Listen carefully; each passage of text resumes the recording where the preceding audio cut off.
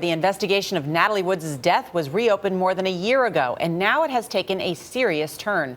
The LA Coroner's office is expected to release a new report today, saying the original autopsy could be wrong and Wood may not have died in an accident. Senior correspondent John Miller, a former LAPD deputy commissioner, has the story.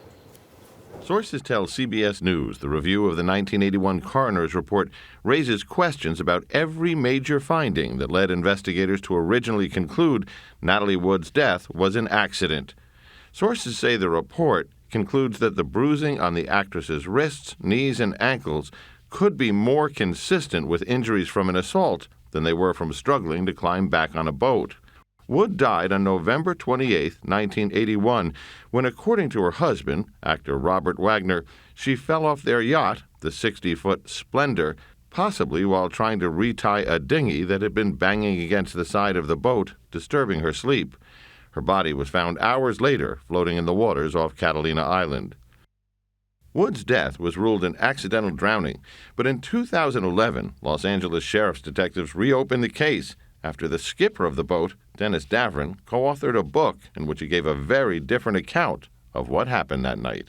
I believe that Robert Wagner was with her up until the moment she went into the water.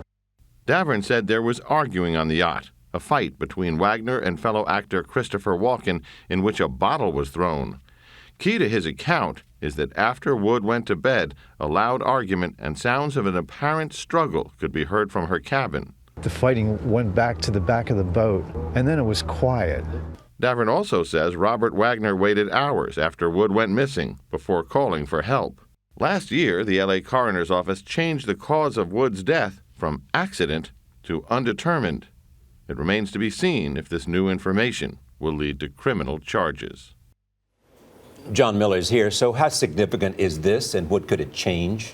Well, it could be very significant because it shows that the coroner is now going down the same path as the sheriff's homicide investigators, which is they have real questions about the circumstances of Natalie Wood's death, or that it should have ever been labeled an accident based on the medical evidence. Now, the sheriff's working with the evidence of the investigation, and so far those haven't come together, but I think what you're going to see is more impetus for the sheriff's homicide investigation to go forward. We asked you, is this a big deal? And you said it is, and you've talked to people who've read through this whole report, and their reaction has been what about some of the revelations we're going to learn? I mean, basically, they're saying that this is not a new autopsy. This is the old autopsy with a supplemental report written on the bottom where the current medical examiner, the coroner of LA County, basically calls into question every finding about the injuries or the conclusion that it's an accident. And when you take the circumstances as we've now come to learn them, Natalie Wood was, in her nightgown in bed. She supposedly goes out to retie this dinghy. She can't swim. She's afraid of the dark. She's afraid of the water. It sounds very unlikely she would have done that, especially when the captain of the skipper was there and he was awake and she could have told him to do that. So specifically, what are the key things in this report that are raising new questions?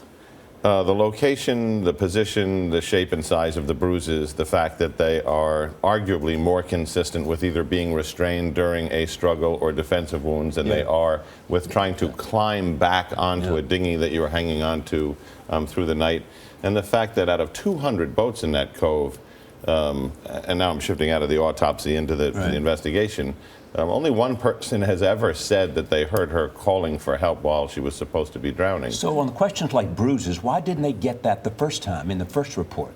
Well, that's the million-dollar question, Charlie, which was, did they mail it in? Was this a thing where we had a big Hollywood star there, you had people who wanted to avoid bad publicity, and you didn't have a smoking gun murder, and they just gave it a once-over?